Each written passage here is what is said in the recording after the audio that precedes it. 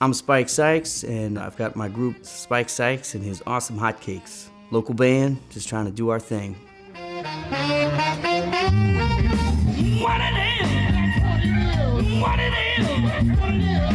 The name of the band, the Awesome Hotcakes, is something that I got off of a sign that I saw at a diner in San Francisco on Market Street. They were advertising that they were selling awesome hotcakes. I like the way that kind of rolled off the tongue. Kind of reminded me of some of the bands like Asleep at the Wheel or the Average White Band. Kind of a longer, stranger name, and also harder to pin down like what kind of music they play. So the most common way that I describe the kind of music that we play, I say that it's feel-good music with a horn section. You know, jazz, soul, jump blues, rhythm and blues. Those are the kinds of things that we're doing. It comes out of the same tradition as bands like the Ray Charles Band, Paul Butterfield Band, Delbert McClinton, Van Morrison, that kind of stuff.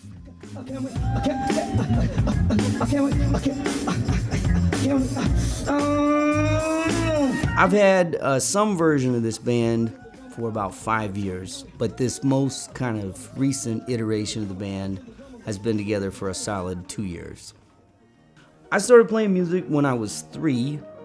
I started taking piano lessons, and I've been playing music in some way ever since.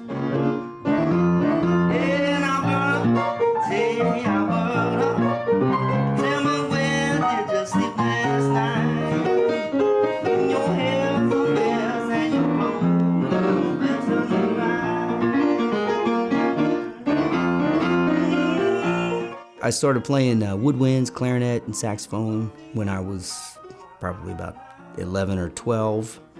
And then when I was in high school, I started playing guitar and bass.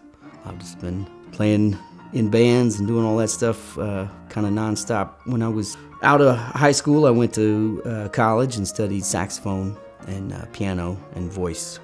So I went to the University of North Texas and I studied jazz. You know, part of the whole study of jazz, you had to learn about improvising and about arranging, and you had to be in the big bands so you could kind of build up some sight reading chops. You had to learn how to double on the different instruments. So as a saxophonist, you had to be able to double on clarinet and flute. And then I was in a vocal group while I was at North Texas that learned about vocal harmonies, and it was a jazz vocal group. It was a fantastic education, and I just tried to play as much music while I was there as I could. I was in some blues bands. I had a band of my own, and I played in jazz big bands, and then also in jazz combos and stuff like that. My big musical influences originally were pretty much all jazz artists. I listened to a lot of Miles Davis and John Coltrane, Ornette Coleman, Albert Ayler, Thelonious Monk, Pharoah Sanders, T-Bone Walker was a big favorite of mine.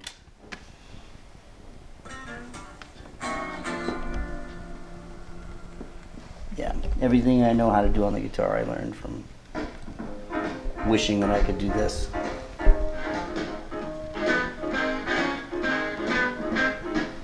T-Bone Shuffle.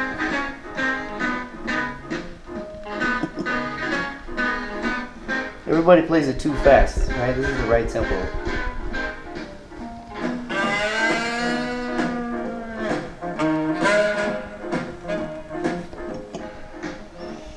Playing the guitar behind his head before he could do the splits and play the guitar. If I tried to do that, I'd die. At some point when I was in high school, I heard the band Traffic, and I became kind of obsessed with the band Traffic. I listened to a lot of Stevie Winwood and Traffic. I felt like their music had a mixture of influences in it that was just really fascinating. I believe the first concert that I ever went to kind of by choice to see somebody that I wanted to see, I went and saw David Sanborn. I was probably 14, something like that. I know I couldn't drive, so. I definitely grew up in a musical family. My parents actually met in the Army-Navy School of Music. They were both in the Marine Band. So my mom played clarinet in the Marine Band, and my dad played the French horn. So I kind of grew up around all those different, instruments and lots of records in the house. I would say that I do have a songwriting process, and what it really starts with is a title. I usually start with whatever the title concept is, and I try to build a vibe around whatever that title is. So sometimes I'll have a musical form in mind. I'll think I'm looking for something that's a 12 bar or 16 bar type form, and then I'll try to, work a melody or melodies, riffs, different things to kind of fit within that framework. But I'm always trying to go back to whatever the title vibe of something is, and then try to kind of work from there. But my main songwriting process, besides starting with a title, is I always have a rule that you just got to finish everything that you start. So, if you get an idea for a song, do the whole thing. Just finish the song. It doesn't have to be the greatest thing you've ever done, but it's kind of like the visual art practice of sketching. It's like, you sketch all the time. You sketch every day so that when you are kind of really inspired, there is something that really happens, you have the skill to capture it quickly. But yeah, if you kind of have a bunch of just unfinished fragments, that's all you have. You have a bunch of unfinished fragments. Well, I'll tell you right up front that when it comes to stories behind songs, I'm always afraid to tell people what the story behind a song is, because if they've got an idea or if they connect with the song, my story can be linked to it, and then they'll go back to it and go like, well, I really love the song, and then I heard what inspired it or how it came to be. But I will tell you just the basic idea with Flamingo Pink was that we knew we wanted some kind of like, just an old school blues tune, the kind of thing that the blues greats like a Muddy Waters or Willie Dixon or somebody like that, something they would play. And blues has a tendency to be a very bravado, masculine, all of that kind of stuff. And I thought, well, what is sort of the opposite of that? Pink is, kind of the opposite. And I was like, so we'll just try to do a blues tune that features that kind of vibe instead. Also, I just really love the color pink, and I don't care who knows it. So, so the way that I ended up in Sonoma County, I was in the Coast Guard, and when I first joined, in my contract, I had it to where I would be guaranteed to be stationed in California. So after I kind of was stationed some other places, we made arrangements to request to get sent back out to this part of California. So that's how we came back out here, and we loved it out here. So once I got out of the Coast Guard, we made it home. The things that I love about the music scene in Sonoma County, number one, it's a big scene. I mean, I've played in a lot of different scenes, the Dallas area, I've played in the Boston area, and I've also played in New Orleans. And I can tell you that this area per capita has some of the largest amounts of just music opportunities, because we don't just have wineries, we don't just have breweries, we don't just have, opportunities to play private events, we don't just have music festivals, we have all of those things. And we have good weather, a large portion of the year.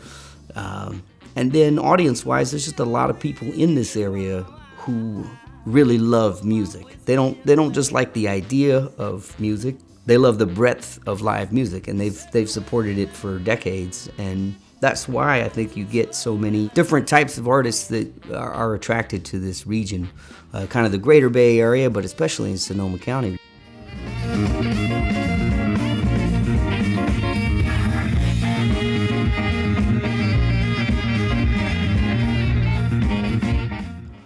I think, the main thing I would want people to know about the band is that we are trying to make feel-good original music. We're trying to do something different. We're not trying to kind of follow a roadmap of other bands or, just be a cover band or just be a dance band or just be a this or that. We're really trying to carve out a niche as musicians who are making original music that's of a very high quality.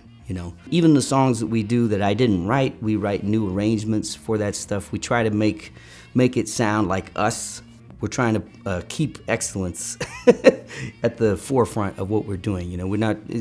You come see us play, we're never just kind of phoning it in. We're giving it everything we got. We didn't call the band Awesome Hotcakes for nothing. It was like we want it to be awesome, and we want you to have a good time.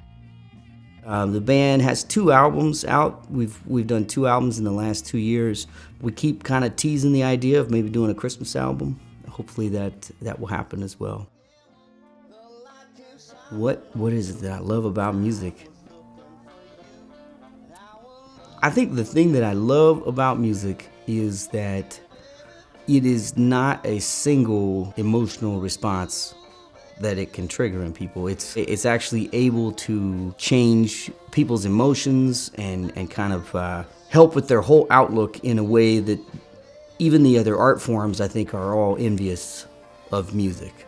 You can make people think, you can make people feel, you can make people want to move, you can help them through times, you can give them something to just kind of like make them more productive, and none of the other art forms can really compete with that. I mean, and I love all the other arts, the visual arts, the dance, literature, poetry, all that stuff. It's fantastic, but I do think that there is something that music can bring that the other arts are, like I said, just envious of.